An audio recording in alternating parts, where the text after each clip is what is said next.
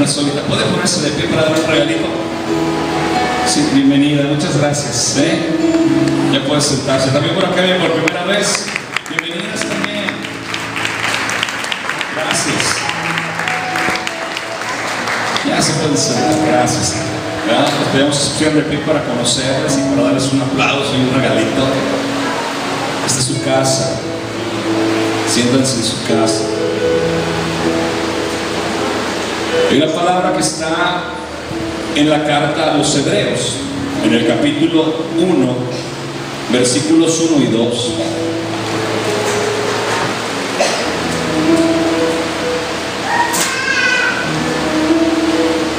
Si no trae Biblia, júntese con alguien que tenga cara de cristiano. Con eso de que caras vemos, mañana no sabemos. Si no, bueno, voltea hacia adelante, aquí lo va a ver en Hebreos 1, ¿no? Si no tiene una Biblia, cómprese una Biblia. En vez de que ande comprando el TV Notas, sensacional de luchas, sensacional de traileros, Chanó, cómprese una buena Biblia. Ya lo tienen todos, ¿sí? Dice la palabra de Dios así: Dios, habiendo hablado muchas veces y de muchas maneras en otro tiempo a los padres por los profetas, en esos postreros días nos ha hablado por el Hijo, a quien constituyó heredero de todo y por quien asimismo hizo el universo. Lo voy a volver a leer. Dice: Dios, habiendo hablado muchas veces y de muchas maneras en otro tiempo a los padres por los profetas, en estos postreros días nos ha hablado por el Hijo, a quien constituyó heredero de todo y por quien asimismo hizo el universo. Vamos a hacer una oración ahí sencillita en su lugar. Padre, esta noche te hemos adorado, eres maravilloso, eres santo, eres digno. Ahora, Dios, queremos conocer un poquito más acerca de tus propósitos, de tu voluntad. Yo te pido que abras las Escrituras para que podamos nosotros de alguna manera comprender, que abras nuestro entendimiento, Señor, para también entender, comprender tu verdad en medio de ellas escondida. Abre nuestros ojos para poder mirar, Señor, conforme a lo que tú deseas que miremos. Llevamos cautivo a ti todo pensamiento a la obediencia de Cristo. Declaramos que tu palabra es vida, tu palabra es verdad y que produce vida en nuestros corazones. Yo quiero creer, Señor, que mi corazón es tierra fértil y que la palabra que tú pones en mi corazón puede producir vida y fruto al 30, al 60 y aún hasta al 100 por uno, Señor. Ayúdame, Señor, a llevar mucho fruto y que podamos ser de bendición para las familias, para nuestros hogares. En el nombre de Jesús. Amén. Amén. Fíjate, un profeta es alguien que Dios utilizaba para hablar una palabra, para dar alguna revelación en algún momento, para hacerles saber un mensaje. Y desde siempre Dios ha querido tener comunicación con el hombre. Desde que el hombre pecó en el huerto del Edén, en Génesis capítulo 3, Dios deseaba tener comunicación, tener comunión. De hecho, hace algunas semanas les compartíamos que además de morir Jesús en la cruz para tener perdón, además de morir en la cruz para no ir al infierno, además de morir en la cruz para ser salvos, además de morir en la cruz para pagar el precio por nuestras enfermedades, nuestras dolencias, además de todo eso, el propósito que estaba central detrás de todo aquello era el deseo de Dios de tener comunión con sus hijos, poder tener relación, intimidad, amistad con nosotros. Ese fue el plan. Y desde siempre quiso hablar y habló de muchas formas. Desde siempre Dios le habló a la gente. De hecho, Jesús, refiriéndose a Abel, el hermano de Caín, dijo que él era como un profeta. Su sangre hablaba, la sangre de Abel. Ya desde ese tiempo Dios estaba hablándole a la gente a través de diferentes manifestaciones. Noé, la Biblia dice que halló gracia, que era varón justo, y Dios lo pone también como un profeta en su lugar, con todo lo que él estaba haciendo, con su testimonio.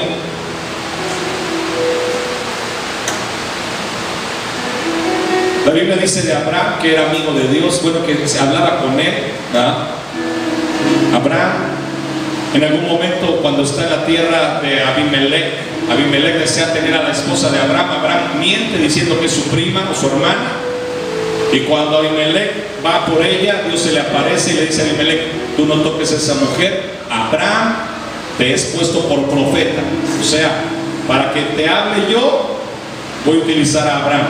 Y Abraham no andaba tan derechito en ese tiempo que digamos. Después Jacob tiene sueños, revelaciones. Moisés, el más ilustre de todos los profetas en el Antiguo Testamento, que dejó por escrito todo lo que son los libros, la ley, Génesis, Éxodo, Levítico, Números, Deuteronomio, fueron escritos por Moisés. Dios hablando al pueblo, no solamente le dio las tablas.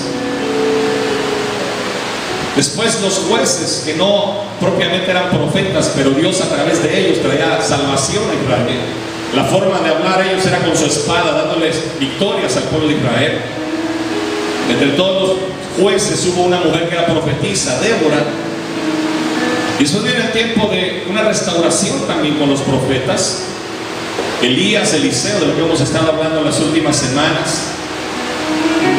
Gente que Dios usaba para dar un mensaje, y no solamente con palabras, con acciones. Elías ora en algún momento y se cierra el cielo por 3 años y medio. Después de un tiempo como de silencio en el pueblo de Israel, cientos de años, y aparecieron los profetas. El primer profeta fue el profeta Oseas, Joel, profeta Amós, y casi de los últimos profetas, el profeta Isaías. Claro que cuando tú abres la Biblia, el libro de Isaías es el primero de los profetas, ¿verdad? Es porque es el profeta que más cosas escribió, de lo que más habló, ¿verdad? De hecho, muchos consideran que Isaías es el quinto evangelista, ¿verdad? La quinta carta, el quinto evangelio sería el libro del profeta Isaías, por todo lo que él habló acerca del Mesías, que iba a nacer de parte de una virgen, que iba a sufrir, que su nombre iba a ser Padre eterno, admirable, príncipe de paz, Dios fuerte, etcétera, etcétera. El profeta Isaías. Isaías no era un hijo de desconocidos. Isaías era sobrino del rey Usías. Así que en varias ocasiones, cuando tú lees el libro del profeta Isaías, te das cuenta que él estaba cerca del rey. Con el rey con el que más tuvo tiempo Isaías fue con el rey Ezequías. Un rey que un día llegó y le dijo a Isaías: ¿sabes qué?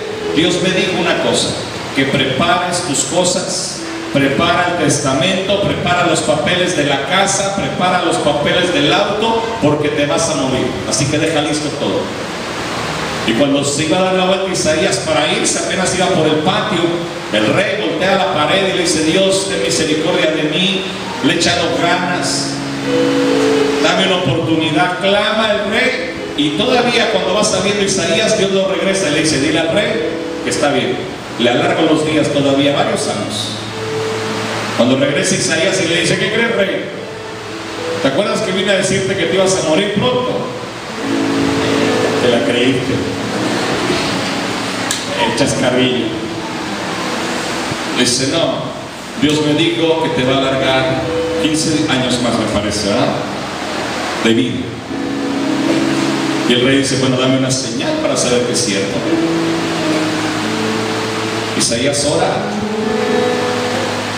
y le dice: ¿quieres que la sombra, verdad, por el sol se adelante o se atrase? Los relojes de aquel tiempo no eran como los nuestros, ¿verdad?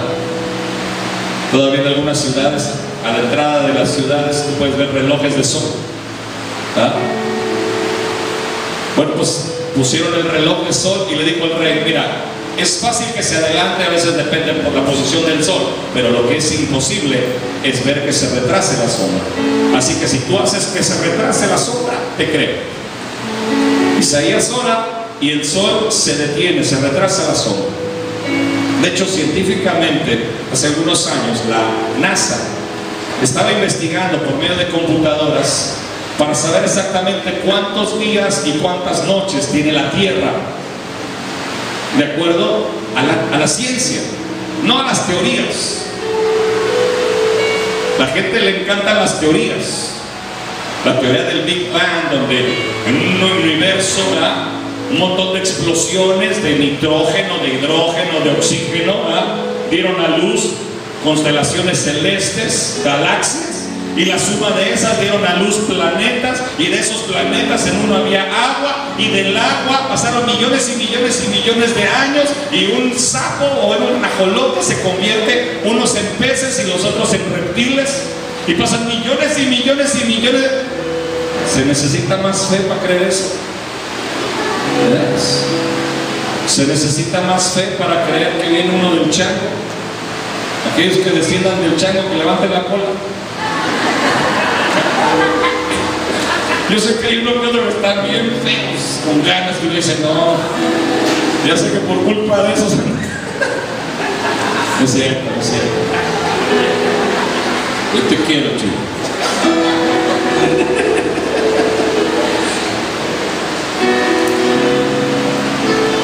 Resulta que en esa investigación seria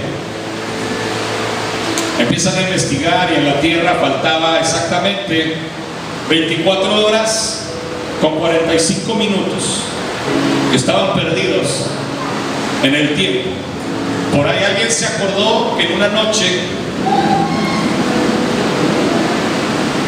Josué estaba en una batalla y le dijo: Dios, para poder pelear necesito que detengas el sol. Y detuvo el sol por un día entero. Y encontraron las 24 horas que faltaban. Dijeron: ¡wow! Aquí están las 24 horas que faltaban. Dice: ¿y los 45 minutos? Otro se acordó que precisamente Isaías, cuando medió el reloj 10 grados, causó que se detuvieran 45 minutos. Mira, todo tiene realidad, todo tiene una justificación, todo lo que está escrito en la palabra, de veras. Y este rey, ¿verdad?, profetizó que Jesús iba a nacer de una virgen, y que iba a sufrir, y que iba a llevar el pecado de todos encima de él, etc. Quizá de los más grandes profetas, pero está en los profetas mayores y en primer lugar. Y en toda la historia que te conté, que bueno, ojalá que puedas leer el libro del profeta Isaías un día, hay algo de lo que yo quiero compartirte esta noche, que fue una visión que Isaías tuvo. Cuando la gente tiene una visión clara, ¿verdad?, cuando una persona sabe para dónde va, cuando una persona sabe qué es lo que quiere en la vida, cuando una persona sabe hacia dónde se dirige, difícilmente se pierde. Cuando la gente no sabe a dónde va, constantemente se equivoca. Llegan a la universidad, ¿y qué va a estudiar? Pues no sé, de lo que haya. Además, ¿qué dice de lo que haya? De lo que haya.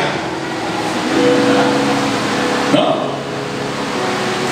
Pero más o menos, ¿para qué eres bueno? Pues para lo que sea. Mi papá dice que no sirve para nada. Mi mamá dice que sí, para hacer corajes.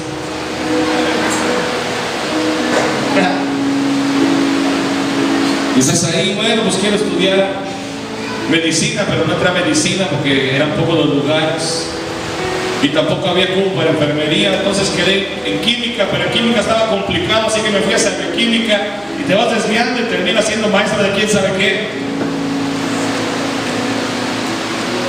Cuando no sabes qué es lo que quieres, cuando no tienes claro hacia dónde te diriges.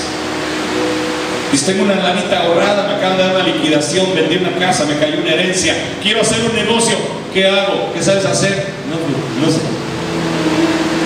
No, pero pues Dios me va a prosperar. Si no sabes qué vas a hacer, a lo mejor nada más vas a echar a perder el dinero. Una vez un hombre le dijeron que se iba a hacer millonario si trabajaba como negro, de sol a sol, y sudaba, pero hasta manchar las camisetas. Y lo único que sabía hacer el tipo era con una pala y con un pico hacer agujeros. Así que se fue atrás del patio de su casa y empezó a picar y escarbar, y hace un hoyo y tapa otro, y otro hoyo y tapa ese hoyo y hace otro, y terminó después de 3 semanas con la espalda rota, sin un peso, ¿verdad?, y amargado. No se trata nada más de trabajar a lo tarugo. Cuando tú no sabes a qué te vas a dedicar, cuando tú no tienes un propósito real, la mayoría, cuando va a comenzar el año, todo el mundo está levantando su copa de sidra o de refresco o de agua de Jamaica. No. Y yo este año le voy a echar ganas, y este año sí voy a bajar de peso, ahora sí. ahora sí, por esta. No, yo juraba por esta. Por esta. Y la verdad es que muchos no lo cumplen, porque no lo tienen bien claro cómo lo van a hacer. Si no tenemos una visión clara, si no sabemos hacia dónde nos dirigimos, si no sabemos lo que vamos a hacer, está complicado. Proverbios 29, 18.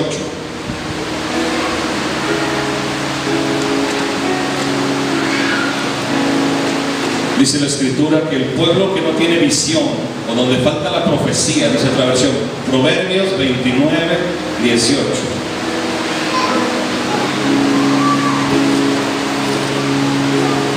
Gracias. En esta versión dice, sin profecía el pueblo será disipado. Hay otra parte, otra palabra, ¿verdad? En otra versión de la Biblia que dice, el pueblo perece sin dirección divina, se desenfrena, y no precisamente tiene que ver con el don de profecía. Hay gente que para hablar de ese versículo dicen es que tiene que haber alguien aquí en la iglesia que se para al frente y diga, así dice el Señor. Y bueno, yo creo en el don de la profecía, pero también conozco el abuso del don de profecía. Yo fui a una iglesia donde había mucho mover profético una vez, y ahí estaban los profetas enfrente profetizando, y de repente alguien dijo, silencio, el Señor me está diciendo una palabra, respiren, aspiren. Yo dije, alguien se va a tirar un pum por ahí, ¿para qué quieres? Alguien que levante el brazo después de haber cantado 20 canciones y danzado y remolineado como loco, ¿quién lo aguanta? Como cebolla va a oler. Dice, eso que huele, dice el Señor, son las flores de mi presencia. Y yo dije, bueno, gracias. Y salí de ahí y le dije a mi esposa aquí, Lucas, dígame licenciado,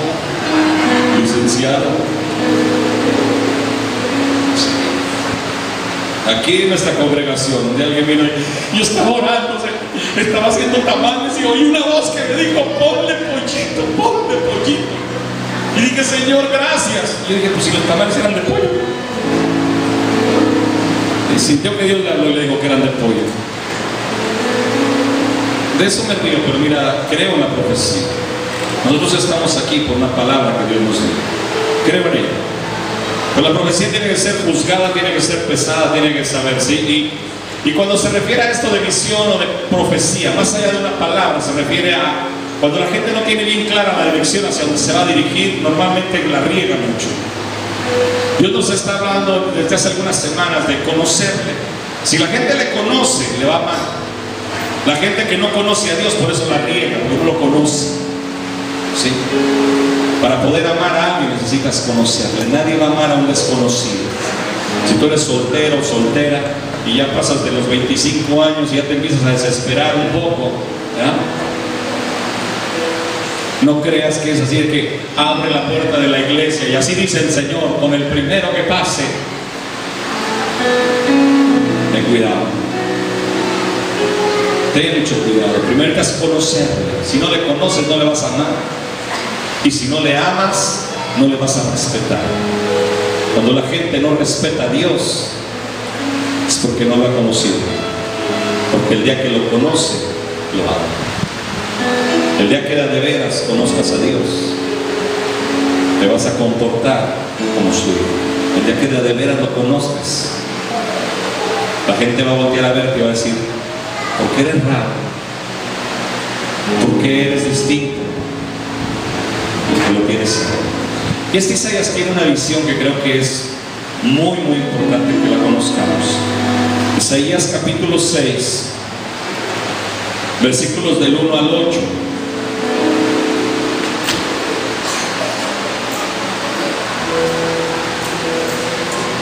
Isaías 6, versos 1 al 8, y dice, en el año que murió el rey Usías, vi yo al Señor, sentado sobre un trono alto y sublime, y sus faldas llenaban el templo, Por encima de él había serafines, cada uno tenía 6 alas, con 2 cubrían sus rostros, con 2 cubrían sus pies, y con 2 volaban.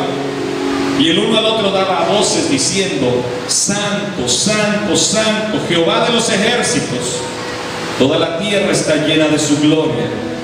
Y los quiciales de las puertas se estremecieron con la voz del que clamaba, y la casa se llenó de humo. Entonces dije: ¡ay de mí, soy muerto! Porque siendo hombre inmundo de labios, y habitando en medio del pueblo que tiene labios inmundos, han visto mis ojos al Rey, el Señor de los ejércitos. Y voló hacia mí uno de los serafines, teniendo en su mano un carbón encendido, tomado del altar con unas tenazas, y tocando con él sobre mi boca, dijo: he aquí que esto tocó tus labios, y es quitada tu culpa y limpio tu pecado. Después oí la voz del Señor que decía: ¿a quién enviaré? ¿Y quién irá por nosotros? Entonces respondí yo: heme aquí, envíame. Qué visión, ¿eh? Impresionante. Y empieza diciendo: vi yo al Señor. Tú tienes que llegar a un punto con Dios de tener una propia experiencia con Él.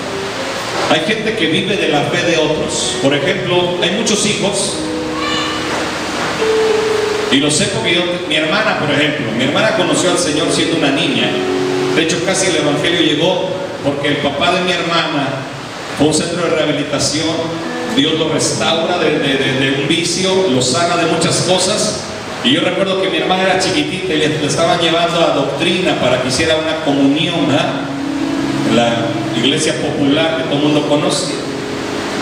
Y mi hermanita, siendo una niña, iba y visitaba a su papá los domingos en la tarde, donde estaba en el centro de rehabilitación. Mi hermanita, sin que nadie le dijera nada, porque en mi casa, pues aunque no éramos así súper clavados de la iglesia, sí teníamos un poquito de religión. Mi madre estudió con monjas, nosotros estudiamos con seminaristas javerianos y con lasallistas, todo lo que fue primaria. Así que sí conocíamos un poquito de religión, un poquito. Y mi hermanita, después de ir a ver a su papá y después de haber ido a su doctrinita, le decía a mi mamá: mami, yo no sé por qué ahí donde va mi papito, ahí sí siento a Dios. Y allá no, allá nada más me hacen repetir y repetir cosas que ni entiendo. Yo siento que allá donde está mi papito sí está Dios. Eso le decía mi hermana a mi mamá. Y bueno, Dios restaura la vida de mi mamá, restaura su matrimonio. Mi hermanita empieza a conocerle, tiene unas manifestaciones impresionantes de Dios. Pero mi hermanita, cuando cumple 14, 15 años, empieza a juntarse con 2 o 3 vaguitos que iban a la iglesia. Aún en la iglesia de repente puede llegar uno que otro buitre, coyote, lobo o lobas, uno que otro zorro y 3 o 4 primas del zorro.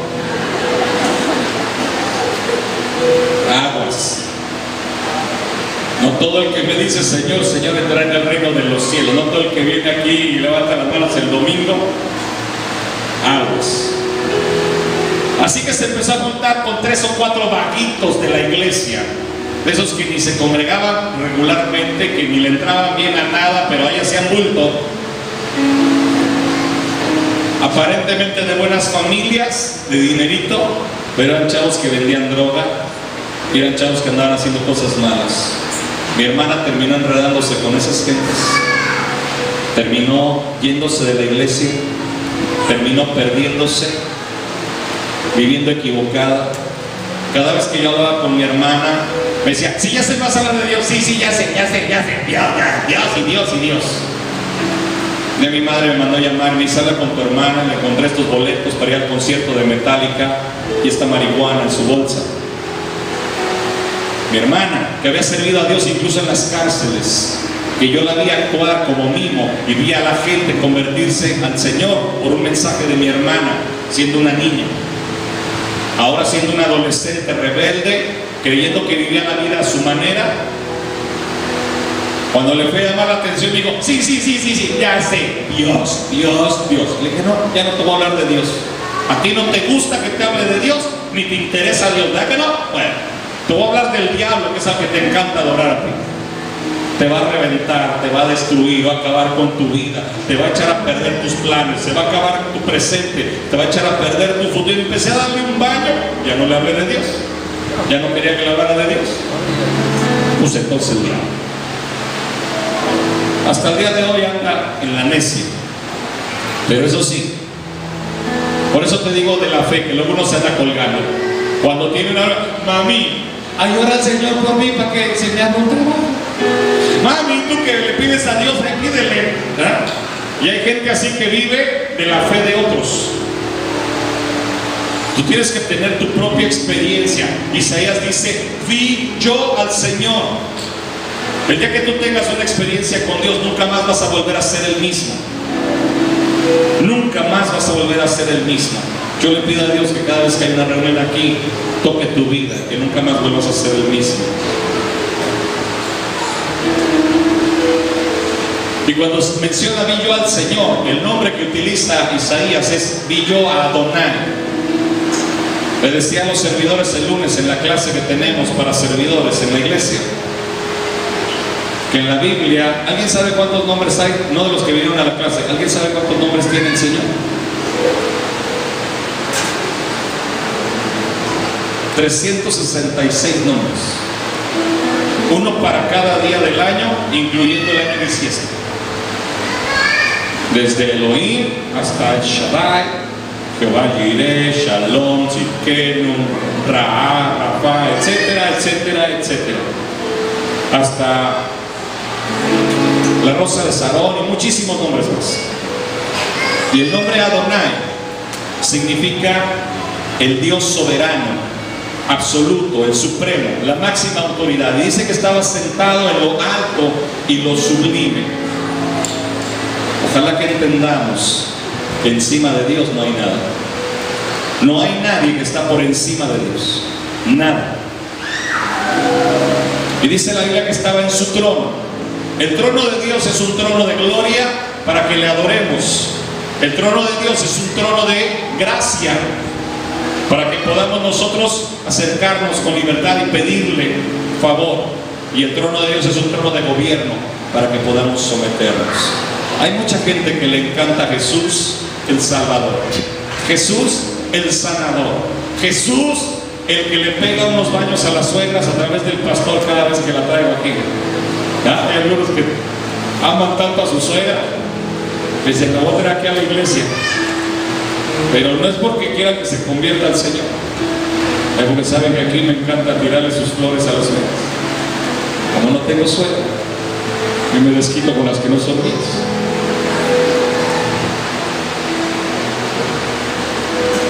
Y las palabras que decían los serafines, fíjate bien, los serafines que tenían 6 alas, con 2 se tapaban la cara, con 2 se tapaban los pies y con las otras 2 alas volaban, se tapaban la cara para no ver a Dios, de lo que representa Dios.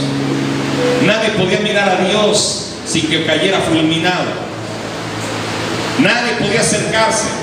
Incluso los sacerdotes cuando entraban al templo, entraban amarrados con el piecito con unas campanitas de un mecate, y entraba el sacerdote y cuando de repente dejaba de jalarse el mecatito, los de afuera le jalaban, y si le jalaban 2 veces y el sacerdote le jalaba, decía, ok, ya dio la contraseña, 340 en la 14, ¿no? Pero si le jalaban y el sacerdote no meneaba nada, le jalaban más fuerte, y si no meneaban, decían, jálale fuerte y ya se lo cayó, ya se lo cargó el payaso a este. Si alguien estaba mal, si alguien estaba sucio, si alguien había pecado y entraba hacia el templo, caía muerto. De hecho, a los sacerdotes los preparaban casi un año para poder entrar ahí. Todavía una noche antes de que el sacerdote fuera a ofrecer sacrificios, ni siquiera lo dejaban dormir. Decían, no vaya a ser que haya tenido sueños con Yurka. ¿No? Esos que se rieron han tenido varios años.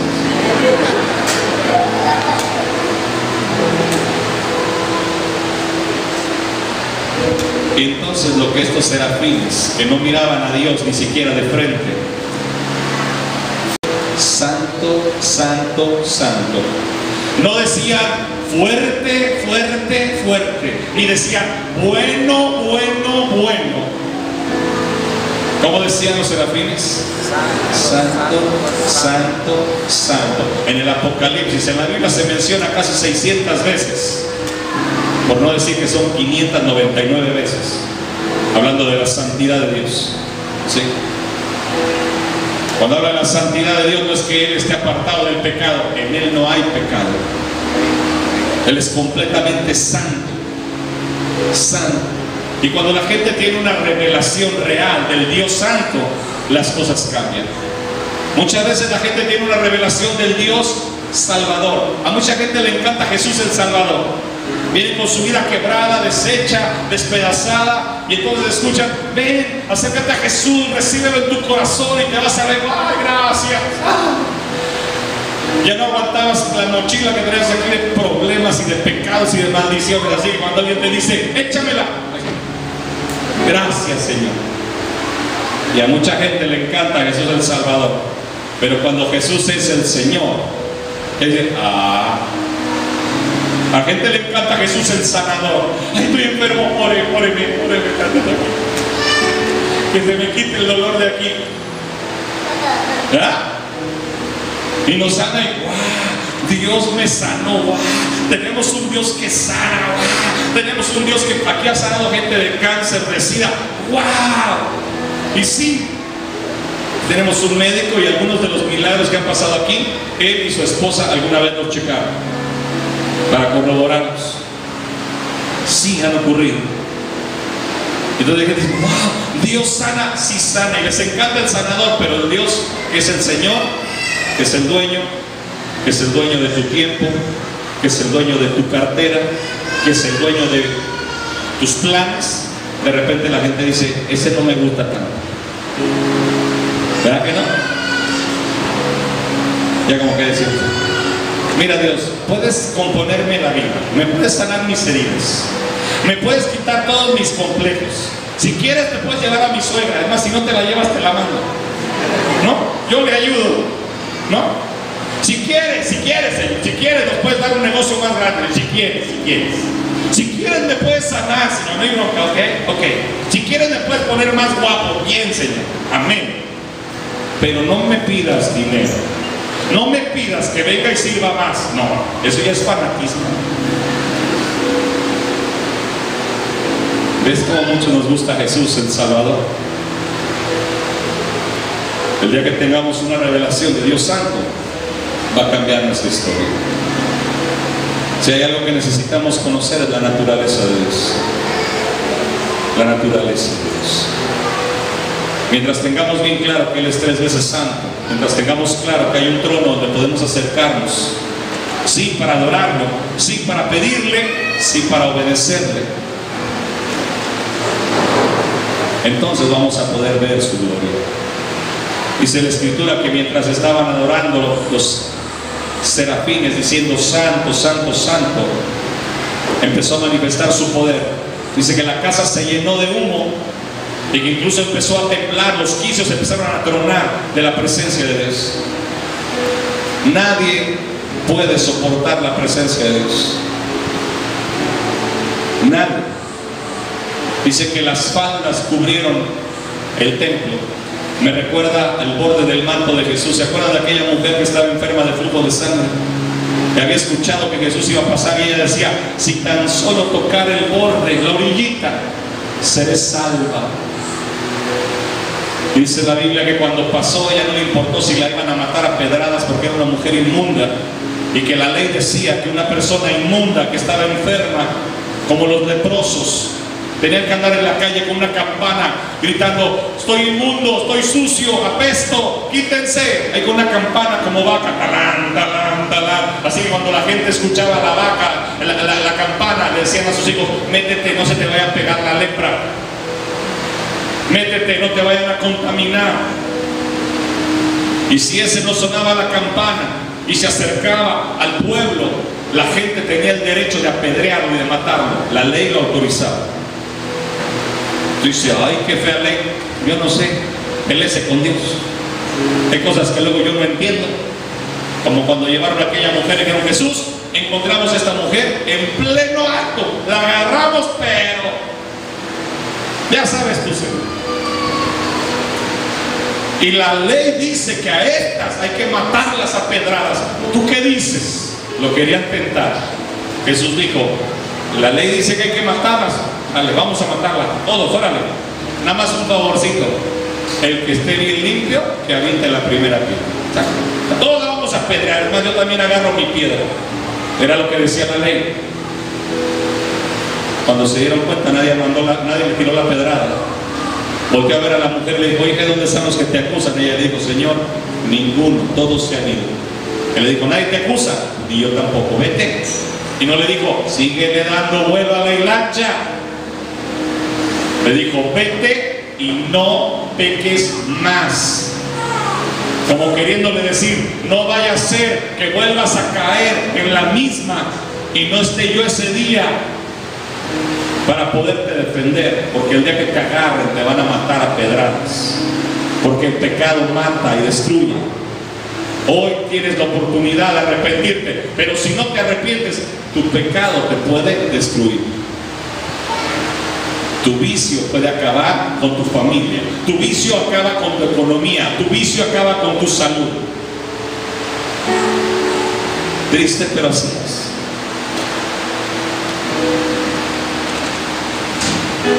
Dice: y la casa se llenó de su gloria, de humo.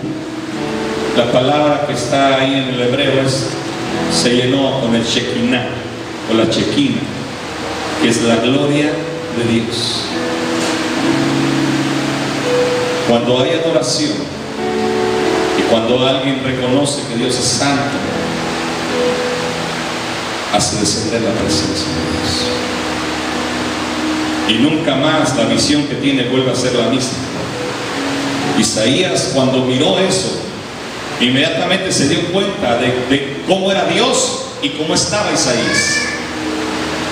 Si tú vienes aquí y traes las manos sucias y agarras y como que te las y las levantas, ay Señor, santo, santo, santo, santo, y otra vez las bajas y vuelves a ensuciártelas,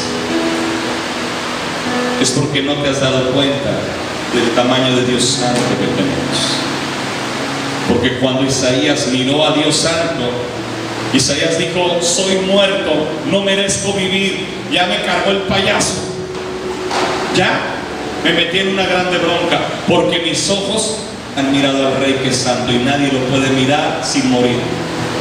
Porque soy un hombre que habla mal, porque soy un hombre grosero, porque tengo la costumbre de decirle peradas o picardías o albures o maldiciones o chismes.